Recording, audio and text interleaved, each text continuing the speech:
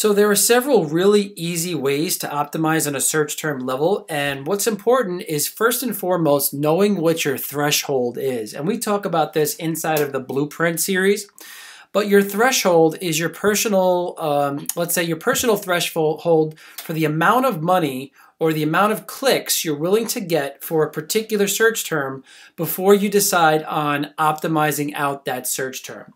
So a good rule of thumb that we follow is 5 clicks without a sale, and a lot of sellers have been doing that as well. So if you wanted to set a filter for 5 clicks without a sale, there's several ways to do that inside of Entourage to make your life a little bit easier. This way you can go back week in and week out and just click a button and see those words that meet the criteria right away. All right, so the first and easiest way to do that is to go over to, there's a couple of preset filters, time-saving filters, right? So we actually have that filter set up for you guys. It's called 5 clicks and no sales. And right now, for this particular campaign, there are no search terms that meet that criteria. All right, so these are some preset filters.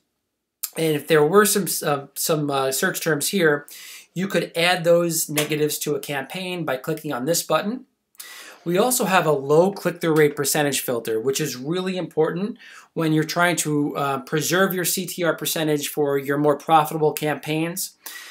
This filter is going to show you the search terms that are getting a lot of impressions, but not getting any clicks or any orders. So you can then again go through these search terms and then pick out the ones that are not doing well for you and add those negatives to a campaign. Let's go back to non-profitable search terms. Now, the second way to create a filter is simply to go to filter results over here.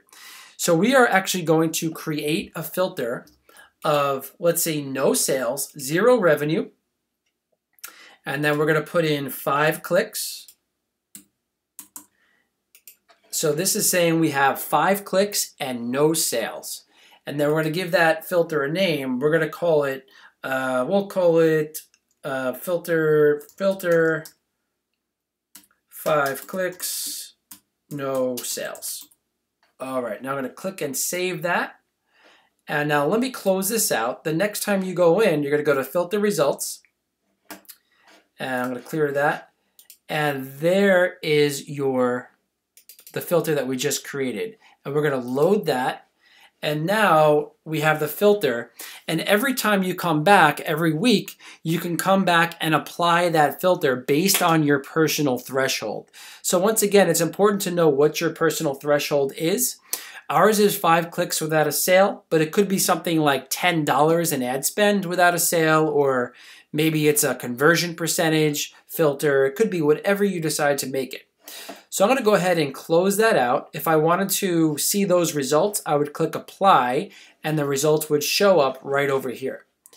All right, so now the other way to filter through this real quickly is to go ahead and look at the different metrics along the top here and then double click on the metrics. So if I wanted to see the ones that had 5 clicks, I could double click on clicks, and then the ones with the highest amount of clicks are going to rise to the top.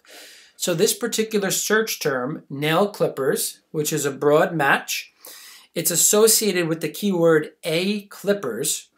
Last day of impressions over here. It does have 1 sale. Here's the ad spend. Here's the ACOS, which is above the ACOS profit zone of 30%. Impressions, and then 10 clicks. Now look at this one over here. This one has 4 clicks, $3.18 in ad spend, and it has no sales. So I would consider getting rid of this word before this one, because this is a keyword, a search term rather, that has a bunch of clicks and no sales. One last and final strategy I really recommend doing: if a particular search term does not meet your threshold, let's say your threshold of 5 clicks without a sale, I would still go through this list and look at some of these search terms to make sure that they are related to what you are selling.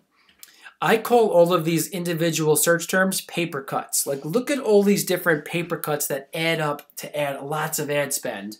We have 1 click here, 2 clicks here, toenail kit, nail clipper set, Berkeley cut nails. And you'll want to go through this list and ask yourself, is this particular search term related to what I'm selling? Is it a competitor's product's brand name? Is it something that's similar to what I'm selling but not quite? Is it worth keeping it in there, or is it worth getting rid of it right away so that it doesn't accumulate extra clicks and extra paper cuts?